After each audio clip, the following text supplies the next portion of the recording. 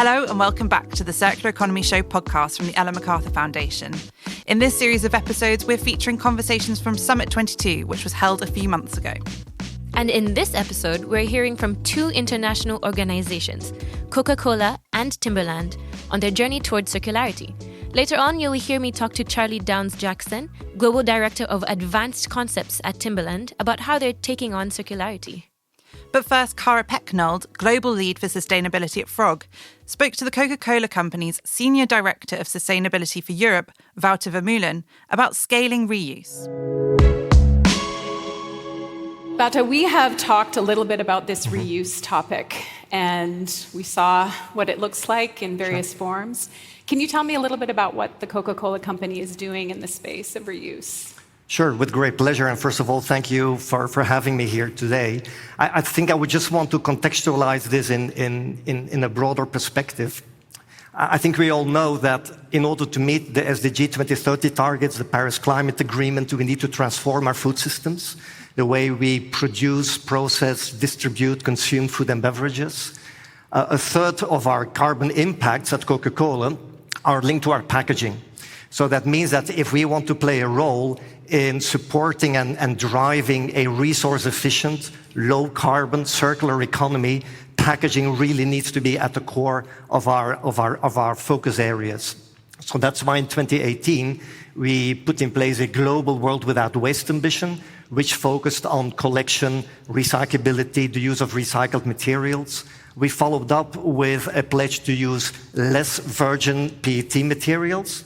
And indeed, a few months ago, we announced a global ambition for 25% of our global beverage volume by 2030 to come in reusable packaging, which is refillable, returnable glass, PET, or dispensed solutions. From a baseline of 16% in 2020, so that means that already, in a lot of geographies, we have made some good progress in using reusable beverage containers.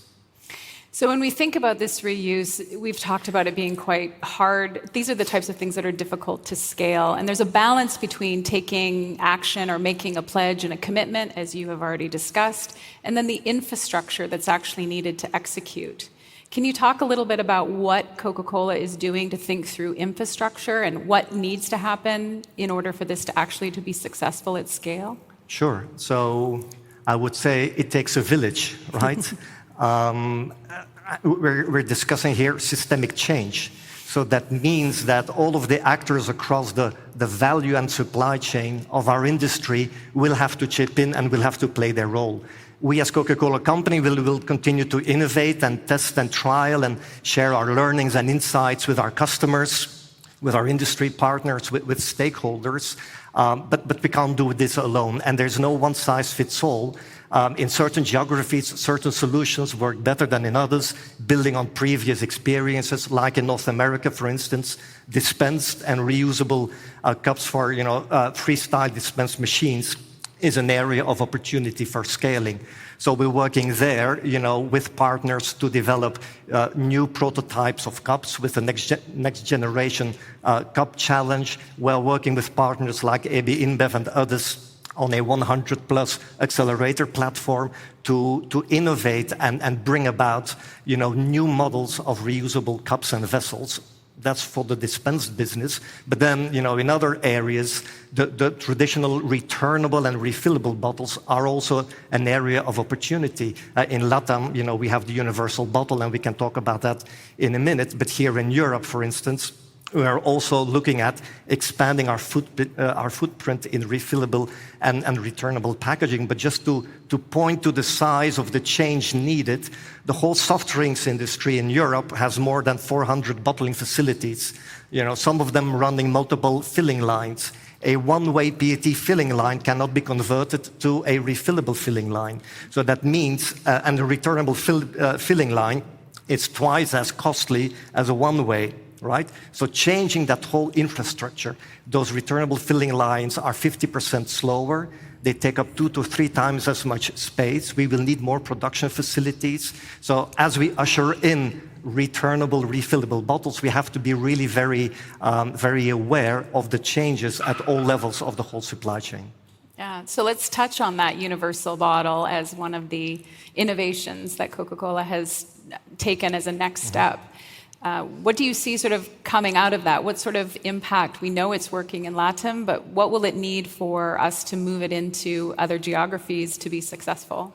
Well, it is already moving into other geographies. It's currently being rolled out in Africa, for instance, because it is a proposition that addresses the affordability concerns that consumers may have with reusable packaging, right?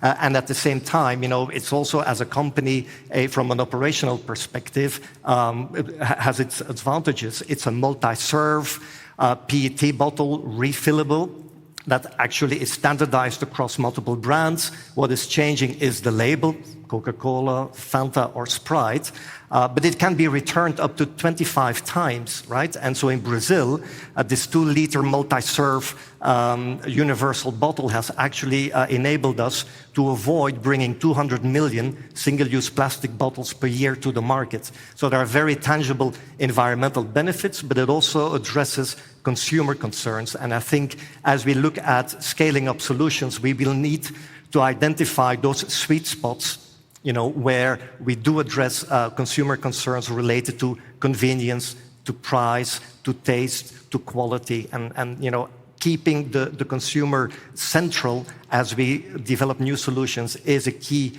answer to the question, like, how do we scale up? Start with the consumer. In the challenges of getting more facilities and things like that, are you thinking through ways to do closed versus open? Are you thinking about ways, how could we do this at home? How could we do this on the go? Yep. Are there any initiatives or ideas that you might have related to that? Sure, and I can touch on a few, but the starting point is that we align with the Ellen MacArthur Foundation's definition of reuse, which is really a very helpful framework, to guide our actions, and which is also, I think, proof of how we learn together and how we as companies also take inspiration from the partners that we work with. But for instance, for refill at home in Germany, we have soda syrups, where people at home can add syrup from Fanta or a mezzo mix and just add carbonated water, and they have their beverage. Refill on the go with Costa, our coffee brand.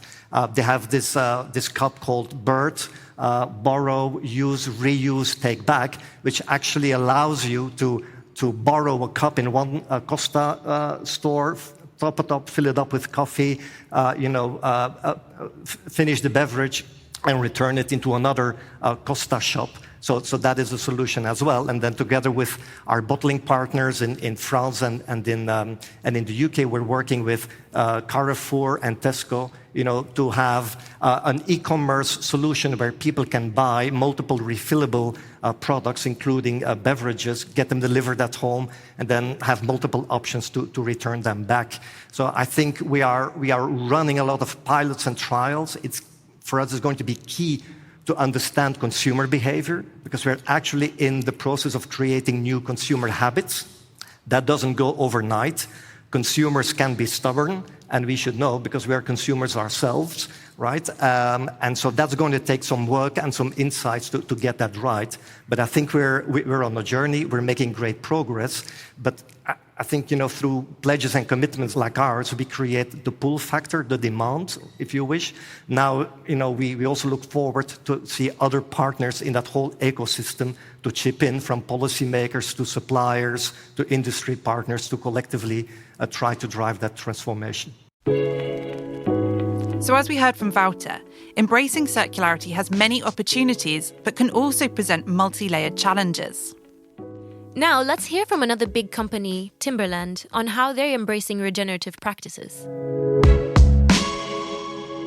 So, Charlie, could you tell me what ambitions, the ambitions that VF Corp has in the regenerative space, and how that filters down into Timberland?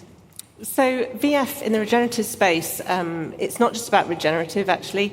So they have some science-based targets, but on top of that, they looked at their 9 raw materials and realized actually it's one of the sort of biggest carbon emissions that we have within the supply chain.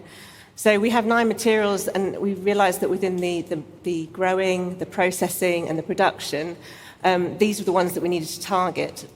So within that, their goal is, and by 2030, those 9 materials will come from regenerative, renewable, and recyclable. So from a brand point of view, so I work for Timberland, this is kind of a really easy target to look at because we start with materials. So I work with the design and development for apparel.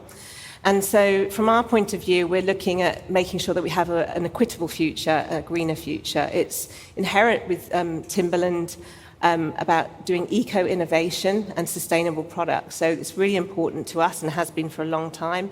But now we're looking at really how we're leveraging that. So we're looking at it from a regenerative lens and also a circular lens. And so the two come together really to create that ecosystem.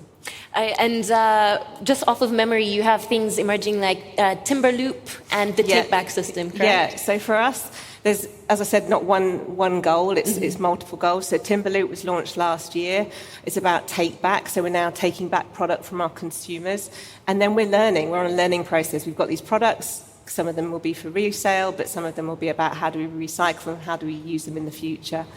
And on top of that, we have some other projects that we sort of continue with. We've got some great live regenerative projects that we're working with farmers. And so this is a really big shift that you're doing. And like you said, it's a learning process. And I think in any learning process, there are challenges. Yeah. So could you tell us a little about the challenges and even the opportunities that you found in this process? Yeah, so today Timberland has...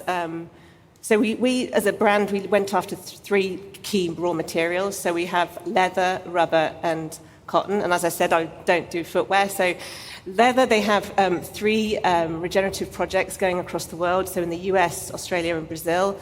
They're also working on a rubber regenerative project in Thailand.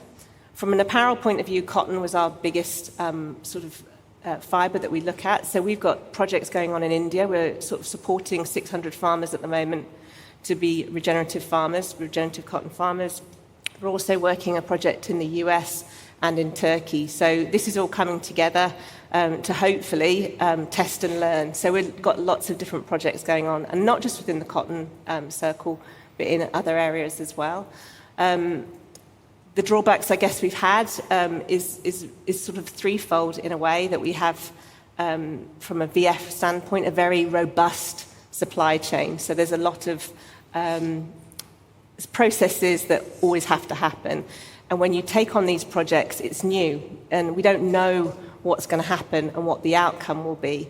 So really about doing these projects is the test and learn, and how do we scale. When you have a robust supply chain, disrupting that supply chain is sometimes a challenge, but from it we'll learn more things and we'll pioneer more projects. I think the second piece for us away is about consumers, and how do we tell this message of regenerative to consumers.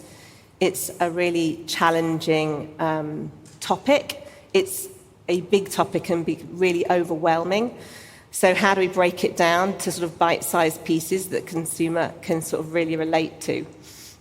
We know there's an appetite from it from a consumer basis, but we really need to understand how we can communicate to them so that they buy into this product. Because at the end of the day, regenerative cotton or standard cotton or regenerative leather or standard leather doesn't look or feel any different.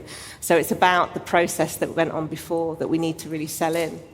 And the last one is really about changing policy within regions. So agriculture today, so subsidies and support from local government is really just on big projects.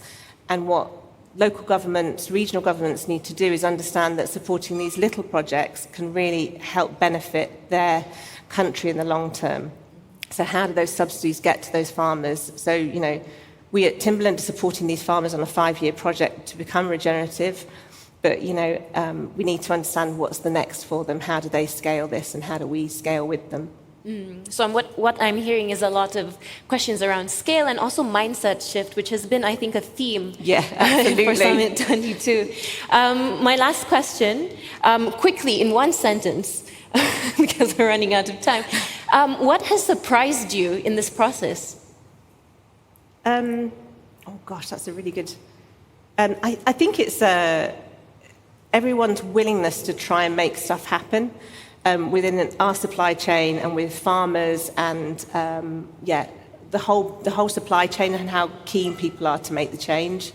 And we do have to make the change, but we have to make it together. I'm a big believer you're bigger, you're stronger together. And I think from my industry, a fashion industry, we tend to have very closed doors and not shared the information because historically that's the business. I think we need to come together, and this sort of event is fantastic for those. That's not one sentence, but I really want us to keep coming together and sharing ideas because I think it's super important in the future. All right, thank you, Charlie. Switching to regenerative practices involves a level of collaboration that some businesses haven't used before, and we're seeing signs from large companies that there is a willingness to do so. So, this is the final part of our series of conversations from Summit 2022. To watch more sessions from the Summit, head to our YouTube channel via the link in the show notes. We'll be back next time to explore more stories from the circular economy, so make sure you subscribe so you never miss an episode. Thanks for listening.